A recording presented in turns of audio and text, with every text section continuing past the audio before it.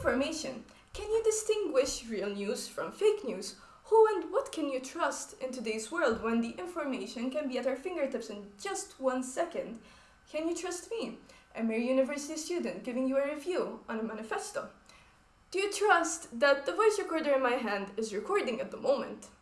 Well, it isn't. It is just here for aesthetic purposes. The real mic is in front of me behind the camera lens, where the viewer cannot see. So, are you educated enough to distinguish what is real news and what is fake news? Let's delve into this manifesto and find out. So, let us give a brief summary on what the manifesto is about. So, the manifesto is called The Young People and Information, a Manifesto. It was written by my lecturer, Alex Grack, and it basically focuses on young people's relationship with online information. It discusses various things like the issues that are happening right now in the social media realm, and also solutions on what can happen for this to improve. This manifesto is mainly targeted towards policymakers, the big think tanks and whatsoever. These are the people that can actually make a change to our social media world, right? As a 21-year-old, living in today's world, I've been told many times that my opinion matters, right? People tell us, go protest, go do this, go do that.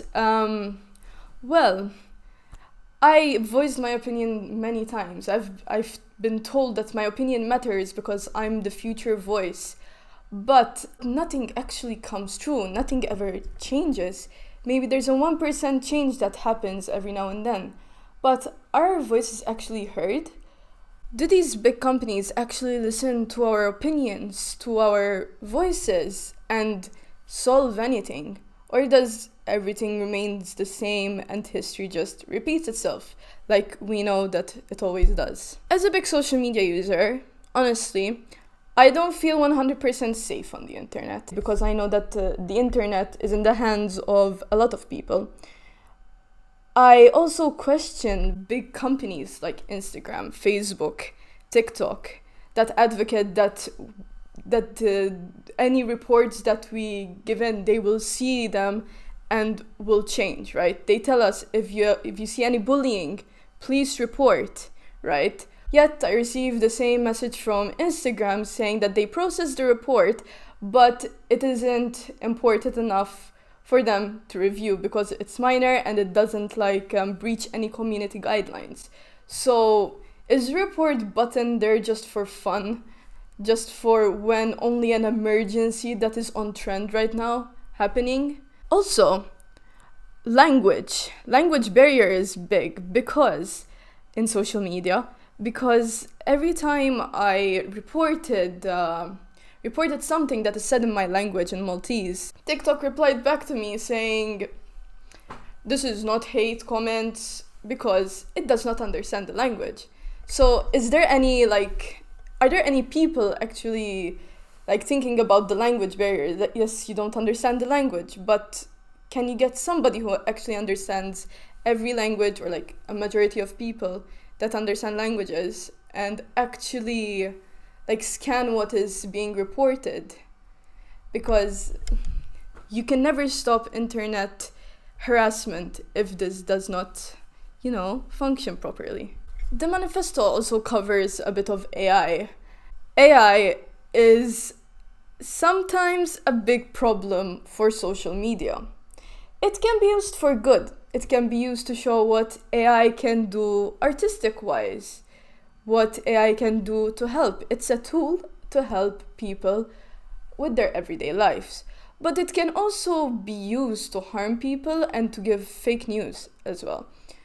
A while ago, I saw a post from an Instagram account, which is a news portal actually for people my age. One post said that David Beckham is in Valletta.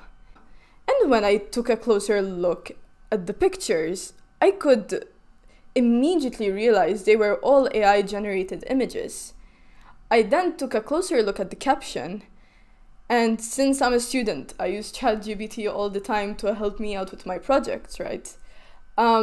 I realized that the text was all generated by ChatGPT, making it look like David Beckham is actually in Malta, when in real fact he isn't.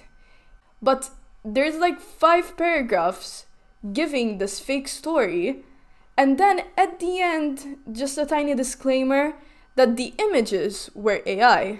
Why is this even needed? Like, I feel sorry for the people who are not educated about AI and ChatGPT, which is also AI, but people who do not read all of the caption, that you have to scroll till the end to be told that it is AI. So that is another reason why people need to be really educated in AI so they can be aware of fake news. Another strong point that I believe in is age verification. You can easily lie about your age on social media, for example, like Facebook, saying that you were born in 1998. Who will check? So the social media can be so simple to get to at such a young age, and there is no verification on it. I feel like the only way to change this is that when one decides to set up an account, let's say on Facebook, age verification is needed. So taking a picture of your ID card. We have to be more careful because a lot of kids are being exposed to things that they are not like taught about yet.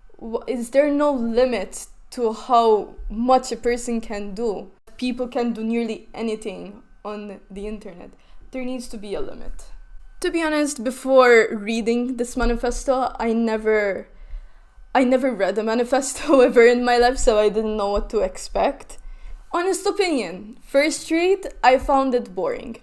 Sorry, Alex Rec, I found it a bit boring, but it's because I'm more on information books, right? Reading it the second time, okay, I actually enjoyed it because it opened my eyes to a lot of issues that is actually happening right now. So I highly recommend this book. Read it, give it to people that you know that can make changes, the ones that we as the future generation look up to. And yeah, hopefully in the coming years we learn more about social media, its dangers and the way it can change, and hopefully we live in a better world.